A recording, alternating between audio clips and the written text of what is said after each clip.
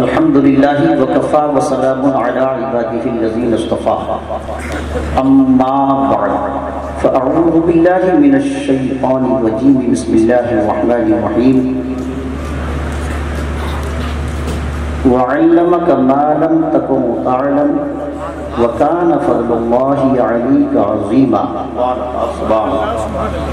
آمنت باللہ صدق اللہ مولانا العظیم وبلغنا رسوله النبي الأمين الكريم ونحن على ذلك لمن الشاهدين والشاكرين المؤمنين والمطمئنين والحمد لله رب العالمين بگردابی بلا افتاد کشتی ضعیفہ دل شکستہ تو کشتی بحق خواجہ عثمان ہارون مدد کن یا معین الدین چشتی آمین اللہ امداد کن از رنج و غم آزاد کن دردی تو دنیا شاد کن یا غوث اعظم دستگیر لی خمسۃ اطفی بہا حول الوباء الحاتمہ المصطفى والمرتضى وابناهما والفاطمہ بکار خواہش حیرانم اغثنی یا رسول اللہ پریشانم اغثنی یا رسول اللہ ندارم جست مل جائے ندانم جست ماوائے تو ای خود سازو سامانم اغثنی یا رسول اللہ شہاب کس نوازی کن طبیبہ چارہ سازی کن مریض درد عصیانم اغثنی یا رسول اللہ رضایت سائل بے پر تو ای سلطان لا تنہر شاہ بحری ابی خادم اغثنی یا رسول اللہ عقیدت و محبت کے ساتھ پورا مجمع دل لگا کر کے نبی اور آل نبی کی بارگاہ میں بآواز بلند درود شریف کا نظرانہ بانداز غلامانہ پیش کرنے کی سعادت حاصل کیجیے. پورا مجمع مل کے پڑھ لیجیے اللہم صلی علی سیدنا مولانا محمد وعلی آل سیدنا مولانا محمد مبارک وسلم صلو علیہ صلاۃ و سلام علیک یا سیدی یا رسول اللہ صلاۃ و سلام علیک یا سیدی یا نبی اللہ صلاۃ و سلام علیک یا سیدی یا حبیب اللہ. دل کی گہرائیوں سے مبارکباد دارالعلوم غوثیہ غریب نواز کی کمیٹی کو، ان کے منتظمین کو، ان کے معاونین کو اور اس بستی کے ان تمام حضرات کو جنہوں نے اس مدرسے کے ان طلباء کو جو مہمان رسول ہیں اپنے گھر کا مہمان بنایا تھا. دل کی گہرائیوں سے آپ تمام حضرات کو اس بات کے لیے مبارکباد پیش کرتا ہوں کہ آج اس ادارے سے ہر سال کی طرح اس سال بھی ماشاءاللہ بچے حافظ قرآن بن کر کے فارغ ہو کر کے انشاءاللہ سرور زمین پر دین کی خدمت کریں گے انشاءاللہ. حضرات آپ کی بستی میں بڑے بڑے جلسے ہوتے ہیں، ڈھکیا میں بڑی بڑی کانفرنس ہوتی ہیں، بڑے بڑے خطیب آتے ہیں، بڑے اچھے اچھے نقیب آتے ہیں، بڑے شاندار سلاخہ آتے ہیں، شاعر آتے ہیں. تو جب اتنے بڑے جلسے کراتے ہیں تو آپ کا اسٹیٹس اور معیار بھی اتنا ہی بڑا سننے کا ہونا چاہیے. سامعین کا معیار و اسٹیٹس اس لیے ہونا چاہیے کہ اصل میں تقریر کوئی خطیب نہیں کرتا بلکہ مجمع اس سے کرواتا ہے. اسٹیج اہل علم کا اسٹیج ہے، یہ اہل علم کی بستی ہے. بڑے بڑے عالم اس بستی میں پیدا ہوئے. حضرت علامہ مفتی محمد رفیق صاحب اللہ رحمۃ اللہ تعالی علیہ، اس کے علاوہ دیگر ابھی اسٹیج پر جن کے میں ناموں سے واقف نہیں، یہ سب دائیں سے بائیں تک آگے سے پیچھے تک ہمارے سر کے تاج اور دل کی روشنی ہیں. اللہ پاک ان کی عمروں کو برکتوں سے معمور فرمائے. بار بار علامہ تنویر القادری صاحب آپ سے یہ گزارش کر رہے تھے کہ تھوڑا سا اس میں تو کوئی شک نہیں کہ بہت اچھا سن رہے ہیں، مگر یہی ریکویسٹ میں بھی کروں گا کہ اگر آپ کے لب ہلیں گے تو فرشتوں کا قدم چلنا شروع ہو جائے. اگر تھوڑا سا آپ لبوں کو کھول دیں گے تو نیکیاں آپ کو ملیں گی اور ثواب آپ کو ملے گا، مگر حوصلہ مجھے مل جائے گا. سبحان اللہ. زندہ باد. ہمارے علماء تشریف رکھتے ہیں، ہمارے حضرت مولانا قاری محمد عرفان صاحب اللہ مونائے لحن دارودی جب یہ پڑھتے ہیں اللہ کی عزت کی قسم بغیر کسی مبالغے کے ایک ہی تعریف نہیں، جب یہ پڑھتے تو دل کرتا ہے قرآن پڑھیں تب، نعت پاک پڑھیں تب، من کرتا ہے دل کرتا ہے کہ یہ پڑھتے رہیں اور ہم سنتے رہیں. سبحان اللہ۔ ابھی 10 منٹ کی تقریر حضرت علامہ ارمان صاحب اللہ نے کی، جو آپ کے خطیب و امام ہیں، وہ تقریر مختصر ضرور تھی مگر جامع تھی۔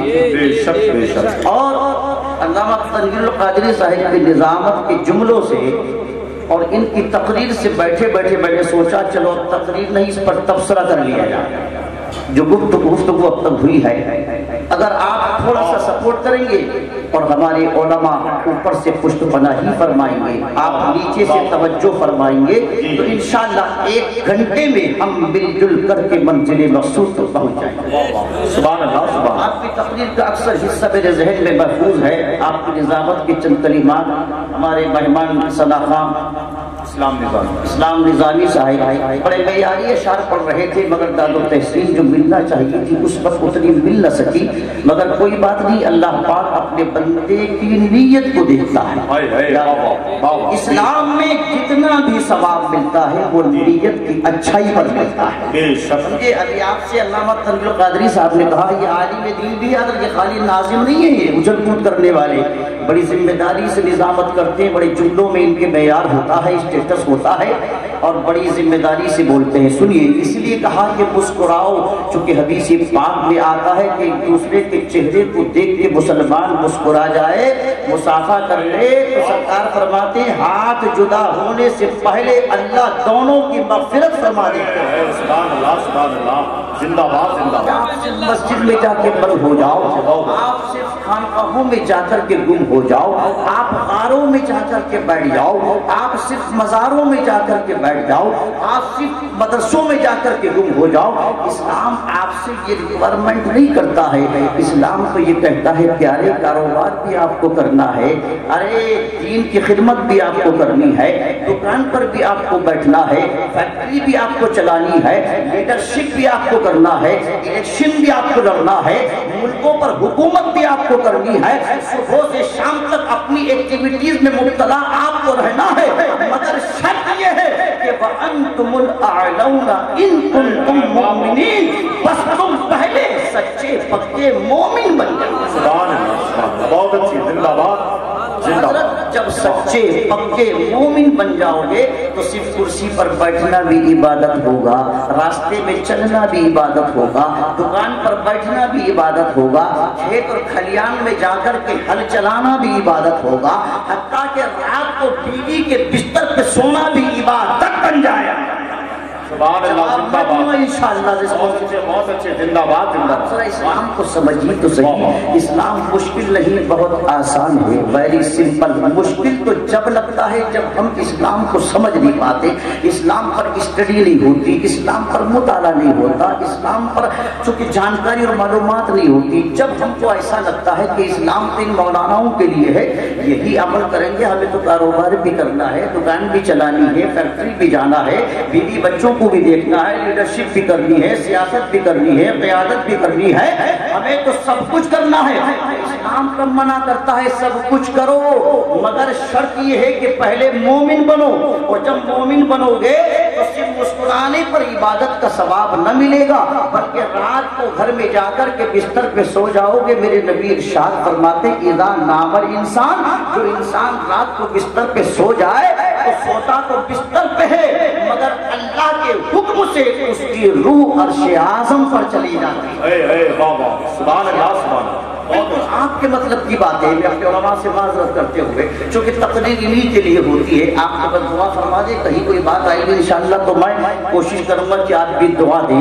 تقریر 2 طرح کی ہوتی ہے، بالکل شدھ تقریر ہوتی ہے سطحی درجے کی، ایک دم جو عوام کے مطلب کی، ایک ہوتی علمی گفتگو جو علماء جس پر داد و تحصیل دیتے ہیں، دعا فرماتے ہیں۔ انشاءاللہ میں کوشش کروں گا کہ یہ بھی دعا کر دیں اور آپ بھی کچھ گھر لے جاؤ، اتنی اونچی گفتگو نہ ہو کہ آپ کہیں شور شرابہ تو کافی ہوا پر پلے کچھ نہیں پڑا، چونکہ جلسے جو ہوتے ہیں اصل میں یہ بھی ایک طرح سے درس ہے۔ قاری صاحب سے 2 گھنٹے کا مدرسہ ہوتا، کلاس ہوتی ہے، سمجھے؟ تو تقریر ایسی ہو، گفتگو اتنی